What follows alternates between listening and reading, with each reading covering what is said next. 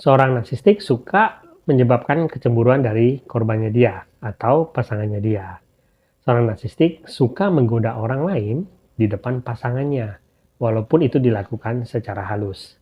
Tetapi, terkadang pasangannya sendiri bingung, apakah ini adalah sebuah kesengajaan atau sebenarnya si narsistik tidak sengaja melakukan hal tersebut. Apalagi seorang narsistik tidak akan mungkin mengakui kalau dia dengan sengaja menggoda orang lain di depan kalian. Seorang narsistik suka menuduh pasangannya itu seseorang yang pencemburu ataupun paranoid. Padahal sebenarnya dia tahu persis apa yang dia lakukan tersebut, dia tahu persis apa efeknya bagi pasangannya, dan dia tahu persis keinginan dia itu adalah membuat pasangannya tersebut cemburu. Nah, pertanyaannya adalah, apa saja yang diinginkan oleh seorang narsistik ketika dia menggoda orang lain di depan pasangannya? Hari ini kita akan belajar sedikit tentang hal tersebut supaya kalian mengerti ketika pasanganmu terlihat menggoda orang lain di depan kamu tahu apa yang ada di dalam pikiran mereka. Pertama, kalian udah pasti tahu gitu ya, seorang narsistik itu sengaja menggoda orang lain di depan kalian itu supaya membuat kalian cemburu. Nah, ingat ya, seorang narsistik itu berbeda dengan orang normal. Terkadang mungkin kalian semua orang-orang normal, kalian berharap pasangan kalian sedikit cemburu kepada kalian. Ya, mungkin itu sebagai pemuasan ego kalian juga. Tetapi berbeda dengan seorang narsistik tidak ingin kalian menjadi sedikit cemburu. Tetapi dia ingin kalian menjadi sangat cemburu kepada dia. Kenapa? Karena seorang narsistik itu membutuhkan validasi eksternal yang lebih banyak daripada orang-orang yang normal. Jadi, mereka membutuhkan sebanyak mungkin kecemburuan untuk membuktikan bahwa mereka itu diinginkan. Dan ingat, seorang narsistik itu tidak punya empati emosional. Artinya, dia tidak benar-benar terhubung dengan pasangannya. Nah, hal ini menyebabkan mereka merasa tidak dicintai dan tidak diinginkan. Nah, untuk mengimbangi hal tersebut, dia membutuhkan banyak kecemburuan dari pasangannya. Dalam pikiran mereka, semakin kalian cemburu kepada dia, berarti semakin kalian menginginkan dirinya. Itulah mengapa dari waktu ke waktu, dia selalu berusaha membuat trik-trik baru untuk mempertahankan konsistensi bahwa kalian itu cemburu kepada dia. Yang kedua, seorang narsistik sengaja menggoda orang lain di depan kalian untuk memulai konflik. Kita tahu, orang normal tidak suka dengan konflik. Tetapi seorang narsistik menyukai konflik. Dari energi-energi negatif, dia mendapatkan energi.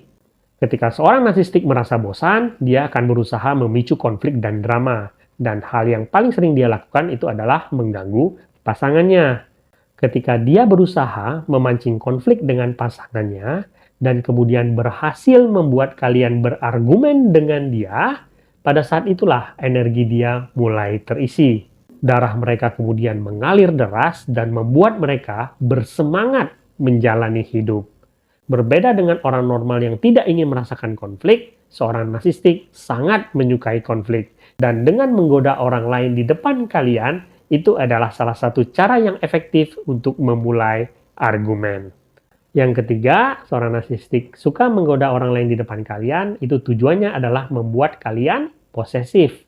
Ketika pasangannya posesif, bagi seorang narsistik itu sangat berguna. Kenapa? Karena pasangan yang posesif membuat dia lebih mudah dikendalikan oleh si narsistik. Seorang narsistik ingin membuat kalian khawatir ketika kalian tidak sedang berdua dengan dia. Dan salah satu caranya adalah menggoda orang lain ketika kalian sedang bersama dia. Ini membuat kalian selalu khawatir kalau misalnya ketika seorang narsistik tidak sedang berada dekat dengan kalian. Nah, keposesifan ini membuat kalian meninggalkan segalanya supaya kalian selalu berada dekat dia. Seolah-olah kalian menjadi penjaganya dia. Karena kalian takut dia akan menggoda orang lain ketika kalian tidak bersama dengan dia. Nah, ini akan menjadi sebuah kontrol hubungan yang sangat disukai oleh seorang narsistik. Ketika dia sedang membutuhkan kalian, dia bisa memanggil kalian kapan saja. Ketika dia sedang membutuhkan sesuatu dari kalian, dia bisa meminta apa saja dari kalian. Ini juga akan membuat sebuah ikatan trauma bonding di mana kalian ingin selalu berada di dekat mereka. Bukan karena kalian mencintai dia, tetapi karena kalian tidak bisa mempercayai dia. Yang berikutnya, seorang narsistik itu juga suka menggoda orang lain di depan pasangannya karena dia menganggap kan pasangannya itu adalah sebuah aset. Nah, ketika dia menggoda orang lain juga, dan kalau orang lain itu juga tergoda akan godaan dia merasa seseorang yang sangat hebat dan dia merasa bahwa dia punya stok yang banyak yang menginginkan dirinya dia. Ketika seorang narsistik menganggap pasangannya itu adalah barang, dia juga menganggap suplai-suplai lain atau calon-calon suplai lain itu sebagai barangnya dia. Dia menginginkan keadaan di mana dia merasa dia punya banyak stok cadangan yang bisa dia pakai atau dia panggil kapanpun dia butuh. Dia merasa bahwa saya adalah orang yang hebat. Lihat, banyak sekali yang menginginkan saya ketika saya memberi sedikit godaan kepada mereka. Ini memuaskan delusi superioritas dari si narsistik. Dan sekaligus di dalam pikirannya si narsistik, dia merasa bahwa kalian semua itu bersaing untuk memperebutkan dia. Walaupun sebenarnya dalam kenyataannya mungkin itu tidak terjadi. Itu semua hanya ada di dalam pikiran si narsistik. Tetapi kita tahu si narsistik mempercayai sendiri kebohongan yang dia pikirkan di dalam pikiran dia sendiri. Yang berikutnya, ini juga berkaitan dengan rasa insecure si narsistik. Ketika misalnya dia menggoda orang lain di depan pasangannya, itu menurut dia adalah sebuah cara juga untuk menguji pasangannya tersebut, apakah pasangannya tersebut benar-benar mencintai dia atau tidak. Bagi seorang narsistik, kalau saya melakukan sebuah hal yang buruk dan pasangan saya mentolerir hal tersebut, artinya pasangan saya benar-benar mencintai saya. Sehingga dia memulai dengan godaan-godaan kecil, dan ketika pasangannya memperbolehkan hal tersebut, dia akan terus-menerus meningkatkan level godaan tersebut karena dalam pikiran dia, semakin tinggi level godaan yang dia lakukan dan semakin tinggi toleransi yang diberikan oleh pasangannya dia, artinya pasangannya benar-benar mencintai diri dia. Artinya ujian yang dia berikan kepada pasangannya itu dilalui oleh pasangannya tersebut. Sekaligus bagi dia untuk mengisi rasa insecure dia bahwa apakah pasangannya itu benar-benar mencintai dia atau tidak. Berikutnya, terkadang mungkin kalian tidak percaya seorang narsistik menggoda orang lain di depan kalian itu sengaja hanya untuk mendapatkan perhatian. Kita tahu seorang narsistik itu seperti seorang anak kecil yang terperangkap di dalam tubuh orang dewasa. Terkadang mungkin kalian melihat seorang anak kecil yang menangis tiba-tiba ataupun berlari tiba-tiba hanya untuk mendapatkan perhatian dari orang lain. Nah, kadang seorang narsistik itu sengaja menggoda orang lain yang sebenarnya mungkin tidak dia sukai. Tetapi dia tidak bisa menahan diri untuk tidak melakukan hal tersebut karena dia akan mendapatkan reaksi dari kalian.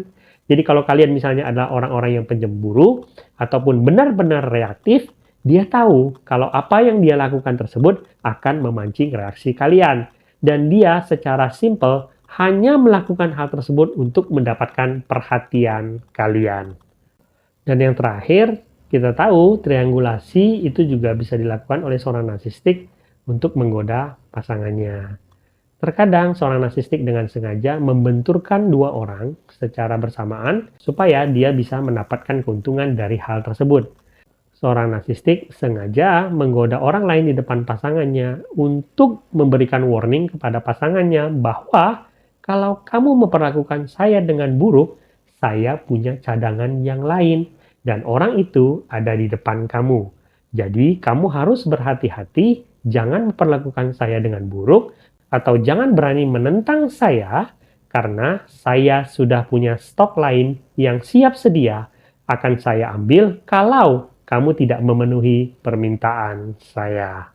Sebagai penutup, teman-teman, ketika seorang narsistik itu berusaha membuat kalian cemburu, itu adalah sebuah situasi yang tidak menguntungkan. Ketika kalian bereaksi misalnya, dia akan menuduh kalian adalah seseorang yang paranoid dan pencemburu. Tetapi ketika misalnya kalian tidak bereaksi, dia juga mungkin menganggap itu bahwa kalian tidak mencintai dia. Dan itu juga merupakan sebuah penghinaan bagi seorang narsistik, dan dia akan memutuskan bahwa kalian harus dihukum. Menggoda adalah salah satu perilaku toksik yang dilakukan oleh seorang narsistik di dalam sebuah hubungan. Karena itu, penting bagi kalian untuk menyadari bahwa kalau saya berada di dalam sebuah hubungan di mana pasangan saya dengan sengaja menggoda orang lain di depan saya hanya untuk mendapatkan reaksi saya, apakah ini sebuah hubungan yang sehat atau tidak? Apakah saya mau menghabiskan seluruh waktu dan hidup saya menjalani hubungan yang seperti ini? Hubungan yang sehat adalah hubungan yang saling mengisi dan saling memberi, bukan hubungan yang hanya memuaskan ego dari salah satu pelakunya. Semoga video ini berguna. Sampai jumpa di video selanjutnya.